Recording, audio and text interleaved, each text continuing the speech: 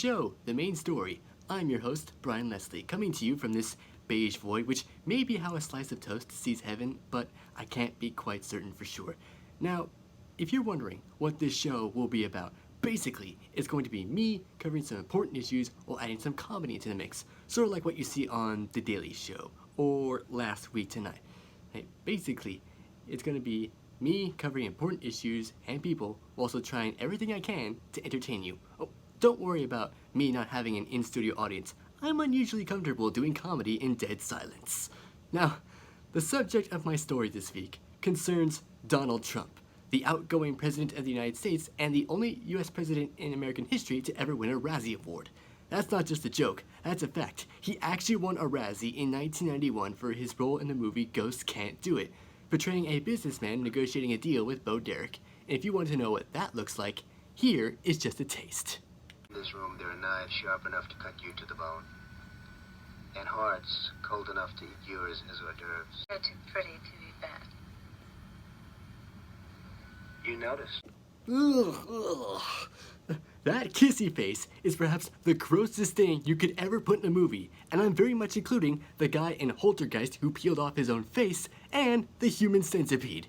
But look, we're not going to discuss Trump's movie career. Instead, since we're taping this 2 days before Joe Biden's inauguration, I want to talk about one of the individuals that Trump surrounded himself with throughout his presidency, because he surrounded himself with a lot of weird, crooked, and in some cases dangerous people. He's constantly coddled dictators, shown a willingness to defend accused and convicted criminals who say nice things about him, and parrot narratives that he constantly peddles publicly on social media and television. And Trump has surrounded himself with those kinds of people, like Michael Flynn, his former national security advisor who's peddled conspiracy theories like Pizzagate and endorsed the idea of Trump invoking martial law to overturn the results of the 2020 election, or this Fox News lawyer with a very weird obsessive fetish for a mythical giant squid, not to be mistaken with this conspiracy theorist of a lawyer with a supposed messiah complex, and of course, Stephen Miller, White House senior policy advisor, and the answer to the question, what would he look like if Squidward grew hair, wore pants, and got a nose job? But perhaps the one figure in Trump's sphere of influence that stood out the most was Trump's personal lawyer, former New York City mayor, and human rendition of a leaky Hefty bag, Rudy Giuliani, who stood out mostly by his constant habit of going on television and on Trump's behalf and making absolutely bizarre statements in viral moments like this. They have taken 2 to 3 weeks to get back to us. So what I have to tell you is, look, I'm not going to be rushed into having him testify so that he gets trapped into perjury. And when you tell me that, he should testify because he's going to tell the truth and he shouldn't worry, well, that's so silly because it's somebody's version of the truth, not the truth. He didn't have a conversation. Truth is truth. I don't mean to go like... No, it isn't truth. Truth isn't truth. The President of the United States says, I didn't... Truth isn't truth. Mr. Mayor, do you realize what... No. This is going to become a bad Don't. Now, as stupid as that sounded, they're both technically right.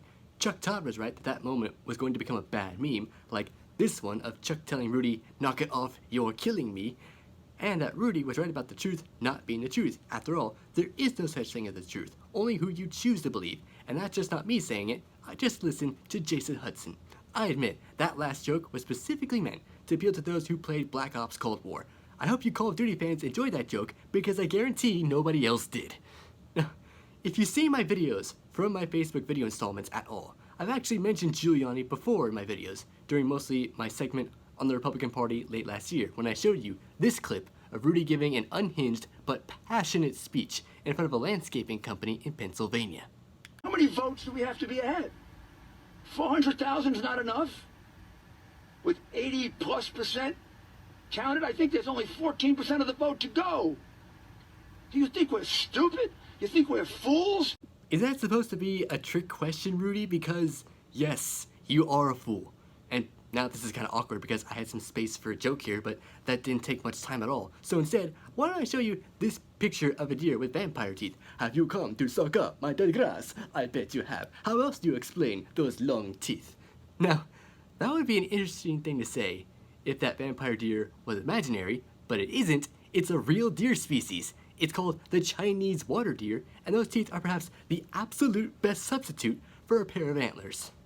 Now, that moment on Meet the Press or that speech in front of the landscaping business weren't the only high-profile moments. Giuliani had completely crazy episodes, as he has had a ridiculously endless number of episodes like that as Trump's lawyer. But the most notable moment as Trump's lawyer was when Giuliani made an appearance on Sean Hannity's show on Fox News, after Giuliani had been representing Trump for 2 weeks as Trump's personal lawyer. Now, before I show you this clip, let me set the scene for you. Trump is on the record denying knowing about both a $130,000 payment to porn actor Stormy Daniels and a $150,000 payment to former Playboy playmate Karen McDougal to keep quiet about extramarital affairs he had with them in the 2000s. Payments that were made prior to the 2016 election. But Giuliani offered a completely different idea regarding where the money to pay off both these hush money deals came from that even Sean Hannity was caught off guard by. It's not campaign money. No campaign finance violation. So they funneled it through the law firm. Funneled through the law firm, and the president repaid it. Oh, I didn't know he did. Yeah. There's no campaign finance law. Zero. Not only did he just contradict what his own client just said, but he said it with a tone that sounded like a guy drunk at a bar saying, "My girlfriend's leaving me for my roommate, but guess how many damns this guy gives? 0. Now, that was just part of a bizarre media blitz that Giuliani went on, where he also undercut the White House's official reason for why James Comey was fired as FBI director, prematurely announced the release of American hostages from North Korea, something which, as of that Fox and Friends interview where Giuliani made that claim, had not happened yet, and he also made this veiled threat in the event that prosecutors would target Trump's daughter Ivanka. I think I would get on my Charger and go right into their offices with a lance if they go after Ivanka. What about his son-in-law? They talked about him. I guess Jared is a fine man, you know that.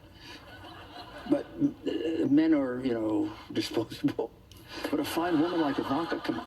Alright, so setting aside Giuliani calling Ivanka a fine woman, let's not forget the fact that he just called a living human being disposable, which is a pretty harsh way to describe someone, but it is Jared after all. I mean, it's Jared. I mean, he's basically a 6'3" tall stack of bubble wrap. It's Jared. He's expendable. Now, that interview with Hannity was so crazy, people in the media who revered Giuliani began to question what exactly had become of him. Long way from America's mayor after 9/11. There's something off about Rudy Giuliani. Yeah. This is not the Rudy Giuliani we used to know. I mean, this is shocking, coming from somebody who was the post 9/11 mayor of New York City. After 9/11, I think Giuliani had a ton of credibility with the American people. Over this past week, it seems like that's kind of all worn off. Exactly. People are shocked to figure out who Rudy Giuliani really is as a kid at Disneyland who saw Mickey Mouse take off his head and reveal it was just another person underneath the whole time. Yeah, we know. It was just a guy in a Mickey suit the whole time. How could you have missed this? So, if the Trump era left you asking the question, what happened to Rudy Giuliani? I thought that this week, with this being the last day of the Trump presidency, that we talk about who exactly Rudy Giuliani is. And let's start by saying that the short answer to the question, what happened to Rudy Giuliani, would be nothing. He's always been this way. And I know for some people that can be an incredibly unbelievable revelation to hear, because the thing that Giuliani is most famous for is being mayor of New York City when the September 11 attacks took place, after which he was widely and rightfully celebrated for being a calm, steady presence to help us through the crisis that came upon us at the time. He was Time Magazine's Person of the Year in 2001. He received an honorary knighthood from Great Britain, and he was the subject of the USA Network TV movie starring conservative activist and Hollywood actor James Woods. And if you want to know what that looked like, here is just a tiny taste. Democrats always talked about things getting better. Republicans did whatever they could to make them better.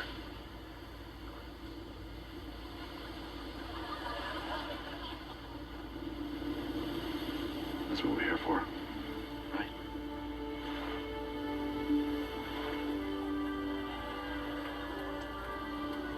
Sexy AF, right? I mean, who would want to watch James Woods and the woman from Ruby Bridges and Kindergarten Cop share Republican-themed pillow talk on a green screen created beach while sharing the most sexless kiss in the history of made-for-television movies?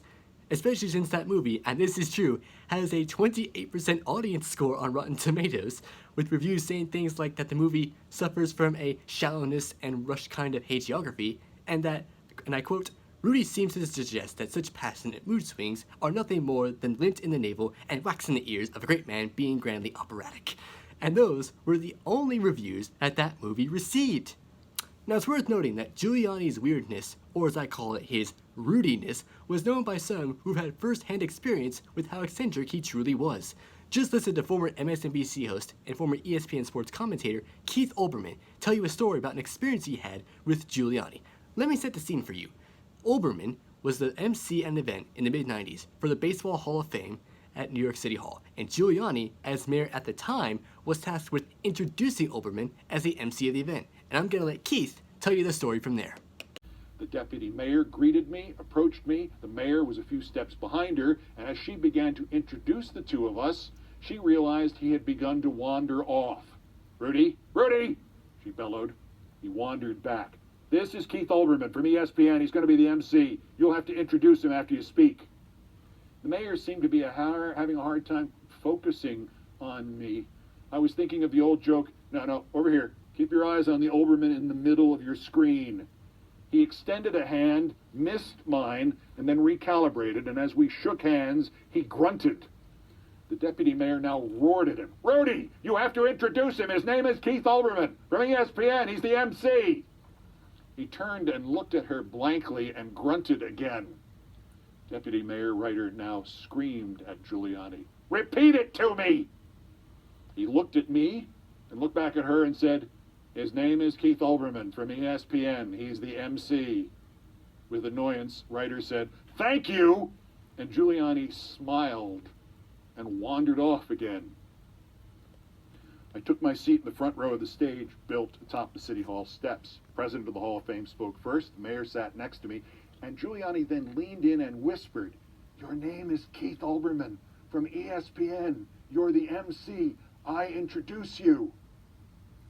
I said something encouraging, and Giuliani smiled broadly like a child who was about to get some candy. The president of the Hall of Fame wrapped up, introduced Giuliani, who bounced up to the stage and thanked him and got his name wrong.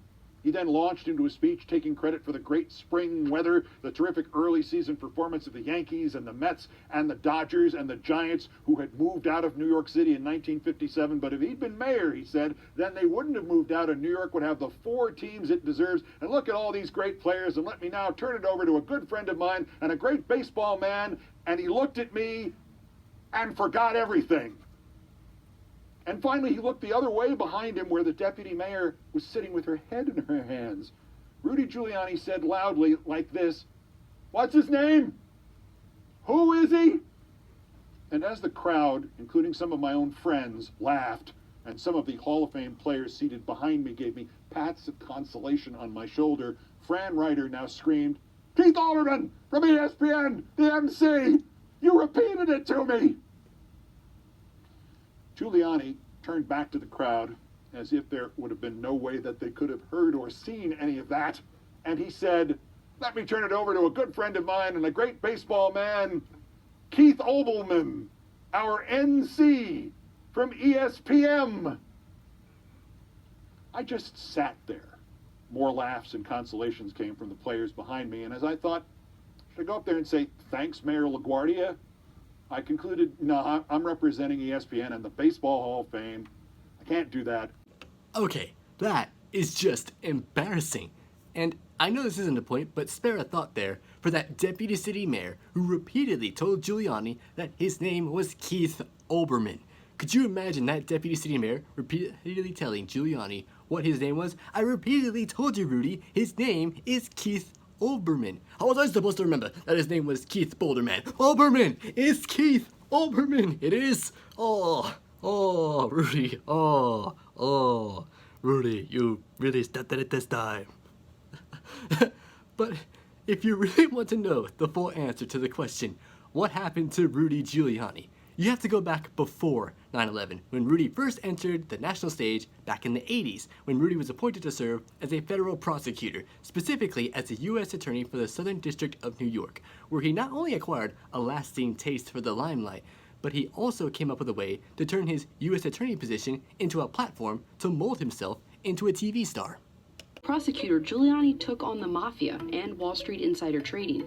He was a brilliant prosecutor. There's no question about it. I mean, he gained fame legitimately. Andrew Kurtzman was a New York City Hall reporter when Giuliani was mayor. He perfected the art of the perp walk, which humiliated people who had been arrested by having them parade before photographers. He also knew how to get in front of the cameras himself. Giuliani was a pioneer in using the position of U.S. attorney to turn yourself into a media star. Will really destroy the power of the mafia. That's right. Giuliani found a way to get in front of the cameras and turn his top prosecutor job into making himself a media sensation by going after members of the mafia like the Genovese and Colombo crime families, as well as Wall Street insider traders like Ivan Boesky and Michael Milken. Not only did he perfect the perp walk, where prosecutors marched accused perps in front of cameras of media outlets who were alerted previously of their arrest, but he basically invented it. After Giuliani claimed to have patented the perp walk, numerous other prosecutors nationwide started doing it. And it's kind of strange that you learn that something that widely used by people was somewhat invented and perfected by someone as deeply weird as Giuliani. It's like if you just found out that the guy who created Kellogg's cereal only invented cornflakes for the purpose of, and this is true, discouraging people in America from masturbating. Yeah, when you learn something as surprising as that, you can't unlearn it. But it wasn't just making accused criminals parade in front of cameras in handcuffs that Giuliani did, as he also did some very weird publicity stunts, like in this picture of Giuliani going undercover to buy crack while dressed up in shades, a white dress shirt, and a Hells Angels vest, which makes him look less like an undercover cop and more like a rejected background actor who tried to get a part as an extra in the movie Wild Hogs. Now, after serving as U.S. Attorney for New York, Giuliani decided to run for mayor in 1993, which seemed sort of risky for him, primarily because Giuliani possessed some serious baggage. In fact, a vulnerability study conducted by his own mayoral campaign cited a weirdness factor because, and this is real, his first wife was his second cousin. Yeah, America's mayor was a cousin nuzzler. But don't worry, because Giuliani had a good excuse-splanation for that. Giuliani says they only discovered their family relation after many years of marriage. Oh, bullshit, Rudy. You didn't think it was just a tad bit strange that one side of the chapel was both sides of the family, and the other side was one grossed-out wedding photographer who refused to take even one picture.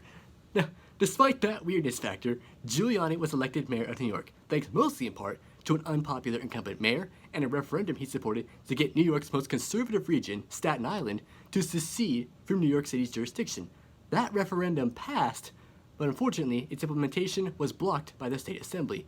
Now, upon becoming mayor, Giuliani's love for being in front of the camera never really went away, as he made a series of guest appearances in movies and TV shows like the Whoopi Goldberg movie Eddie, an episode of Law & Order in 2000, and even a cameo on Bill Cosby's sitcom, which of course, as we all know, has not dated well. Now, throughout his tenure as mayor, he had always found a way to grab attention one way or the other. For instance, Giuliani was known during his time as mayor for possessing an unrelenting and abrasive personal style. One good example of this as mayor, he hosted a weekly radio show where city residents would call in and voice their opinion on current issues facing the city. Now, this would sound like something pretty easy to do, right? You just listen to their concerns and opinions and politely disagree when you feel the need to do so. But Giuliani couldn't even do that. Just listen to this exchange between Giuliani and a city resident who was annoyed by New York City's ban on owning ferrets as pets. Something deranged about you. No, there isn't, sir. The excessive concern that you have for ferrets is something you should examine with a therapist. Sir, understand it. Well, first, not with me. Don't go insulting me again. Conversation is over, David. Thank you. There is something really, really very sad about you. You need help. You need somebody to help you. This excessive concern with little weasels is a sickness. That is basically the mayor of New York City choosing to insult a constituent because his only crime was loving the life of being a fair owner. Now, I'm sure when that fair owner got his time in the sun, he was completely reasonable. Right? In your hands, my notes here say one ferret is named Master Linus Van Pelt, and the other Princess Katie Minimitz. And that's it. Okay, I take that back. I'm on Giuliani's side for this one. I'm Team Giuliani for this fight because I thought it would be interesting to see what a fair owner would be like, and then I saw one, and now I'm left questioning what I actually saw in them. sort of the same way someone would feel after either a bad Tinder date or after seeing an actual ferret. Another trait about Giuliani's time as mayor was his focus on crime, as it fell during his administration, which started even before he was elected and continued soon after being inaugurated mayor. But the crime rate decrease was something Giuliani definitely took credit for. The policies he implemented for tackling crime were from a broken windows policing method with an increased focus on cracking down on what were called quality of life crimes like panhandling or jaywalking. While the crime rate decreased through some of these policies, it also led to an increase of allegations of police misconduct. Some of the policies he implemented antagonized a lot of people, and some policies were at the expense of people of color, like stop and frisk, where police officers would stop and search any person for any reason. Many remember it at a time when the police could do literally whatever they wanted, a criticism that even former NYPD officers shared, like this woman who served as an NYPD officer for 2 years when Giuliani was mayor. We would get a lot of flack, oh, you're just doing this because Giuliani is letting you do this. And in my heart, I knew it was true. If police officers were just every single person, I want to stop you, I want to question you, I want to frisk you, then the civil rights are gone. Now that is just chilling, because it's not like New York streets aren't hard enough already to navigate.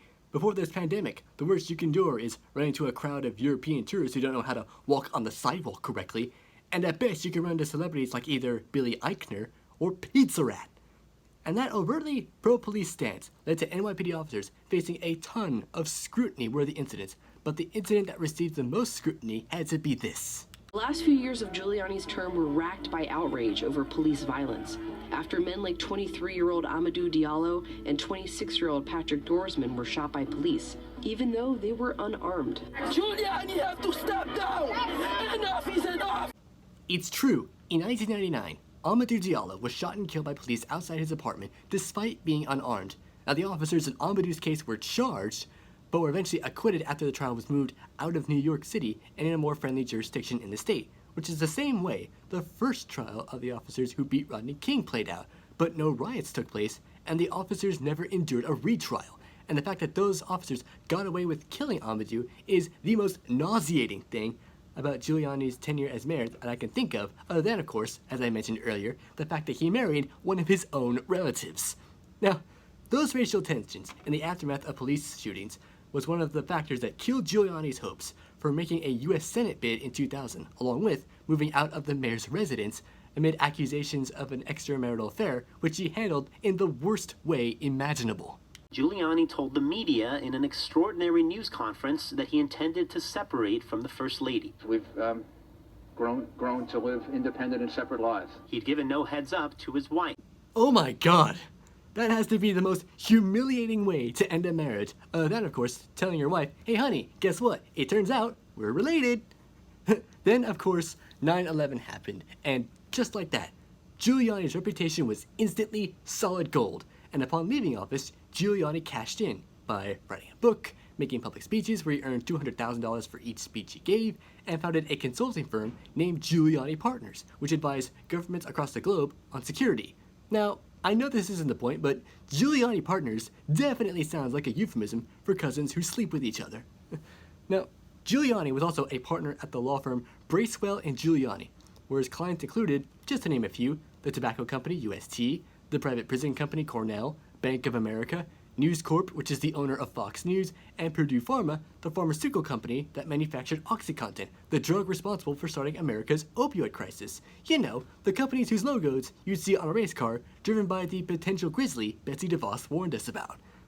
Then, in 2007, Giuliani decided to jump back into politics by launching a campaign for president, which was incredibly bad, primarily because the Republican Party didn't view his stances of being pro-choice and pro-LGBTQ rights favorably, and that it wouldn't match the views of the GOP nationwide. But it was also because he talked about his handling of the aftermath of 9/11 non-stop, with his supporters going so far as to hold fundraisers for his campaign, charging people admission of $9.11 per person, all of which led to the Delaware U.S. Senator at the time and presidential candidate Joe Biden to say this during a debate on MSNBC. Rudy Giuliani, there's only three things he mentioned in a sentence, a noun and a verb and 9/11. I mean, there's nothing else. There's nothing else. He's right. Giuliani could not stop milking his post 9/11 celebrity for all that it was worth, and as a result, Giuliani's campaign crashed and burned. He didn't win a single state in the primaries and went from being the frontrunner for the GOP nomination to being out of the race by January after spending around $50 to $60 million and winning 0 delegates. Or, as Rudy himself would say, 0. Exactly, Rudy, exactly. 0. And after losing his post 9/11 halo, Giuliani eventually faded from view, only to later show up in places like this. We love the mob movies you love. Oh, forget about it. AMC Mob Week, hosted by Rudy Giuliani. Holy crap! That is a serious fall from grace. Just 10 years after being named Time Magazine's Person of the Year, Giuliani was doing VJ work for a TV marathon for mob movies. That would be like if 10 years into the future, VH1 announced a Naughty Girls of the Naughties marathon hosted by one of the kids who survived Parkland. How did that happen? What did I miss? It seems as though a great amount of goodwill has somehow been squandered. Wow. Wow. After that, Giuliani was a regular pundit on news networks like CNN, MSNBC, and Fox News, the last of which he was a regular guest. And in between then and 2016, he worked at his security firm, where he took on some shady clients, which ranged from a state in Brazil bordering the Amazon rainforest, 2 Ukrainian city mayors, the governments of Qatar and Gabon, a presidential candidate in Peru accused of violating campaign finance laws, a businessman from Romania accused of real estate fraud, a gold trader from Turkey accused of laundering money for the Iranian government, a senator in Argentina, a former president of Chile, and a group of Iranian dissidents that the State Department once designated as a foreign terrorist group. And when he became Trump's surrogate for his campaign in 2016, Giuliani devoted his last shreds of credibility to peddling nonsensical and basic conspiracy theories like these. If I did 1/10 of what Hillary Clinton did, I'd be in jail. She paid people to create violence at his rallies. She sold 20% of our uranium to Russia. I have 8 times online since January in which she's had massive coughing fits. So go online and put down Hillary Clinton illness. Take a look at the videos for yourself.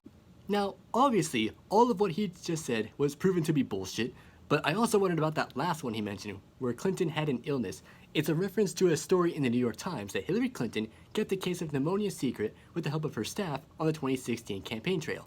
That was one of the 2 eye-catching results I got when I Google searched Hillary Clinton illness. The other result was to an actual website named HillaryClintonIllness.com, which if you click on it, for some reason, will take you to this animated video of 2 ferrets having sex. And since becoming a part of Trump's inner circle, Giuliani has, stop it! Giuliani has also been a staunch defender of Trump's, including defending him after the release of the Access Hollywood tape.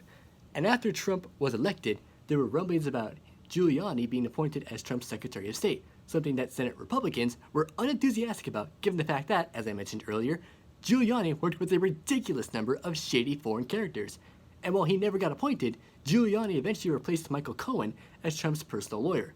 Before that, he was named Trump's cybersecurity advisor, despite having no background in technology at all. In fact, if you look at Giuliani for more than, say, 10 seconds, you can tell that he definitely looks like someone who would try to check their email by opening a Word document and typing something along the lines of, "Dear Google, check my email, thanks, Rudy."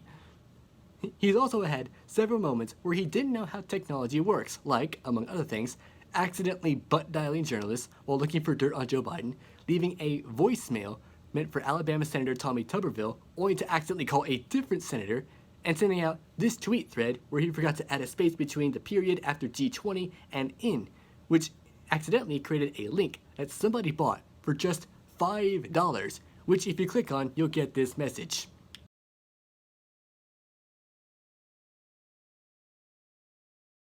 Now, Giuliani also continued peddling conspiracy theories as Trump's personal attorney, including the one involving President Biden's son Hunter Biden allegedly being shielded from the prosecution of the gas company Burisma, which A, he wasn't, and B, led to Trump being impeached over attempting to extort Ukraine into giving him dirt on Joe Biden in exchange for military hardware.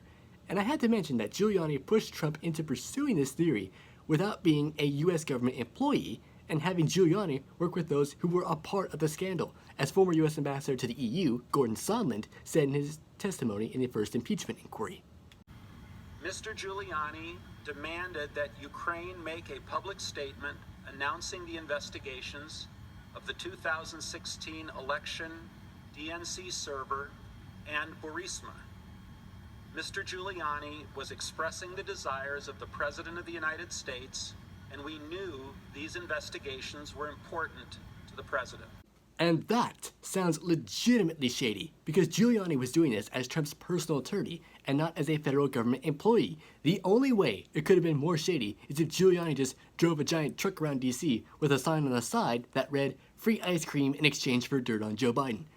Now, if you're someone who admired Giuliani since 9/11, you may find these details to be incredibly shocking and impossible to believe. But the truth is, Giuliani has always been like this. In fact, he shares a number of traits with Donald Trump. They're both New Yorkers coasting on their reputations. Neither one can shut the hell up when you put a TV camera in front of their faces. And weirdest of all, they both fantasize about having sex with Ivanka, which is weird for Trump because Ivanka is a member of his family, and it's weird for Giuliani because she isn't. But those aren't the only traits they share. In fact, scratch any positive story about Giuliani, and you'll find more shocking, if not baffling, details underneath. Take the story about him perfecting the perp walk mentioned before. While he was credited with perfecting it, he also reportedly used it in a nefarious way, which was to arrange for people to be arrested and then dropping the charges in high-profile cases over lack of evidence, as opposed to going to trial, even going so far as to have alleged white-collar criminals arrested at their workplaces just to damage their reputations. Take the case of Richard Wigton and Tim Tabor, both of whom were veteran traders in the stock market. In 1987, Giuliani had Wigton handcuffed by police after accusing him of insider trading, and they perp-walked him across the trading floor, with Wigton visibly in tears, and had Tabor arrested so late in the day that he had to stay overnight in jail before he could post his bond. And 3 months later, the charges against both men were dropped, and the case never went to trial. And that wasn't the only time Giuliani had someone arrested on charges that were based on evidence that was complete hearsay. That same year, Giuliani had another financier, this one from Goldman Sachs, arrested and was forced to plead guilty to charges of mail fraud after being threatened with heavy prison time. After the charges against Wigton and Tabor were dropped, Giuliani threatened to charge that Sachs banker with racketeering, only to wind up pleading guilty to a minor charge, and the informant that Giuliani had for information against him was facing charges of insider trading and thought ratting him out would be the best way to try to get out of trouble.